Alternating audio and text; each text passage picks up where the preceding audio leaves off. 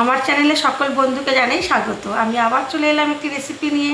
রেসিপিটি দেখুন, দেখে ভালো লাগলে লাইক শেয়ার কমেন্ট অবশ্যই করবেন। আর যদি নতুন বন্ধু হয়ে থাকেন একটা সাবস্ক্রাইব করে দেবেন। আজ আমি বানাবো অনুষ্ঠান বাড়ির মতো কাতলা মাছের কারি।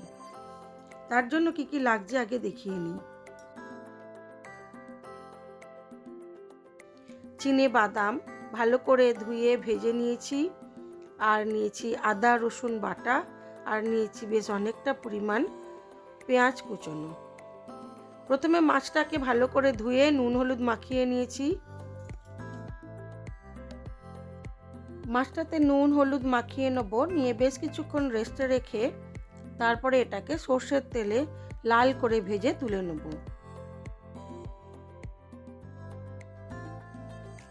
আজ আমি যে মাছের ঝালটি বানাচ্ছি এটি খেতে দারুণ হয়েছিল, দারুণ, সত্যিই অসাধারণ।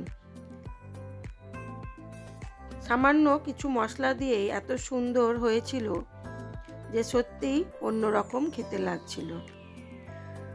তেলটা আমার গরম হয়ে গেছে, আমি এবারে মাছগুলোকে খুব ভালো করে লাল করে ভেজে তুলে নেব। তার জন্য কড়ার মধ্যে একে একে মাছগুলো দিয়ে দেবো, নুন হলুদ মাখিয়ে রাখা মাছগুলো। মাছগুলো ভাজা হতে হতে আমি মশলাগুলো করে নেব। আমি এখানে আদা কাঁচা লঙ্কা আলাদা করে বেটে নেবো রসুন একটু বেটে, আর চিনেবাদাম যেগুলো ভেজে রেখেছিলাম ওগুলো খোসা ছাড়িয়ে ঠান্ডা করে বেটে নেব। মাছগুলো আমার খুব ভালো করে লাল করে ভাজা হয়ে গেছে। এখানে কিন্তু মাছগুলোকে লাল করেই ভাজতে হবে। এবারে আমি মাছগুলোকে তুলে রেখে দেবো, দিয়ে ওই তেলের মধ্যেই আরও কিছুটা পরিমাণ তেল দিয়ে মাছের ঝালটা করব। তেলের মধ্যে দিয়ে দিলাম জিরে ফোড়ন, তারপরে দিয়ে দেবো বেটে রাখা রসুনটা। অল্প একটু রসুন দিয়ে ওটাকে লাল করে একটু ভেজে নেব, খুব বেশি লাল করব না, মোটামুটি ভাজা করব। তারপরে দিয়ে দেবো কোচানো পেঁয়াজটা। বেশ অনেকটা পরিমাণই পেঁয়াজ দিতে হবে।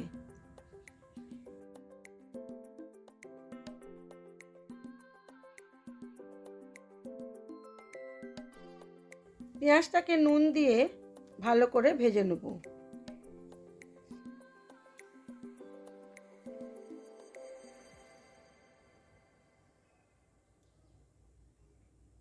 পেঁয়াজটা আমার প্রায় ভাজা হয়ে এসেছে। এবারে আমি এর মধ্যে একে একে মশলাগুলো দিয়ে দেবো।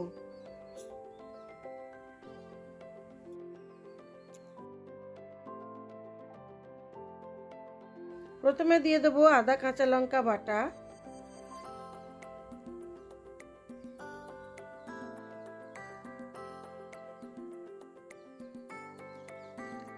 আদাটাকে একটু ভাজা ভাজা করে নিয়ে দিয়ে দেবো বাদাম বাটা, তারপরে দিয়ে দিলাম অল্প একটু হলুদ গুঁড়ো, তারপরে দেবো একটু লাল লঙ্কার গুঁড়ো রঙের জন্য। আপনারা যে যেমন ঝাল খান সেই মতো লঙ্কার গুঁড়োটা দেবেন, তবে এটা ঝাল ঝাল হলেই খেতে বেশি ভালো লাগে। যেহেতু আমি কাঁচা লঙ্কা দিই তাই রঙটা আমার একটু কমই এসেছে, আপনারা চাইলে আর একটু বেশি লাল লঙ্কার গুঁড়ো দিতে পারেন। তবে খেতে কিন্তু অসাধারণ হয়েছিল। আমি বারবার বলবো যে এই একটি মাত্র মশলাতেই আমাদের রেগুলারের মাছের ঝালকে একেবারেই পাল্টে দিয়েছিল, খেতে দুর্দান্ত হয়েছিল। মশলাটা আমার খুব ভালো করে কষানো হয়ে গেছে, দিয়ে দিলাম অল্প একটু জল, আর দিলাম আরও দুটি কাঁচা লঙ্কা। এবারে এটাকে খুব ভালো করে আবার কষাবো, কষিয়ে আর একটু জল দিয়ে গ্রেভিটাকে ফুটতে দেব। ঝোলটা ফুটে উঠলে দিয়ে দেবো মাছটা।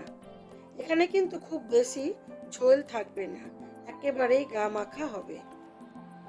দিয়ে দিলাম স্বাদ মতো নুন,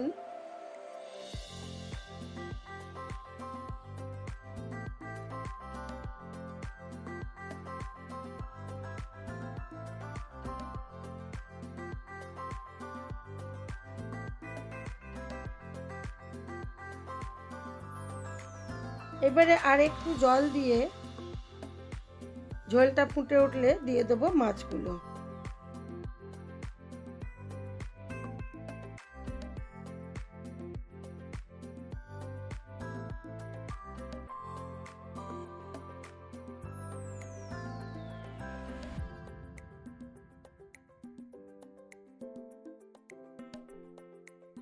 ঝোলটা ফুটে উঠেছে, দিয়ে দিলাম ভেজে রাখা মাছগুলো। ভেজে রাখা মাছগুলো দিয়ে কম আঁচে আর কিছুক্ষণ হতে দিলেই হয়ে যাবে অনুষ্ঠান বাড়ির মতো কাতলা মাছের কারি। আপনারা যদি এইভাবে না করে থাকেন অবশ্যই একবার করে খেয়ে দেখবেন, খেতে কিন্তু অসাধারণ হয়। চলুন এইবারে দেখাই আমার আজকের লাঞ্চ মেনুতে কী ছিল। তার আগে আমি মাছের ঝালটা একটু সার্ভ করে নিই।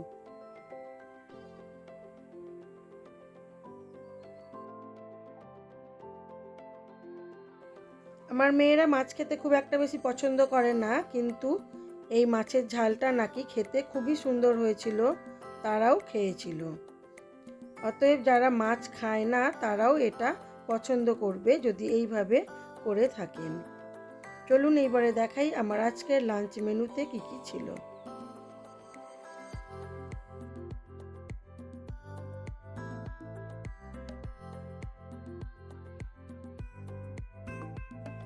আমাদের লাঞ্চ মেনুতে ছিল সাদা ভাত, স্যালাড, পাতিলেবু, আর ছিল কাতলা মাছের কারি, ঝিঙে আলু পোস্ত, আর ছিল পুদিনা ও ধনিয়া পাতার একটি চাটনি।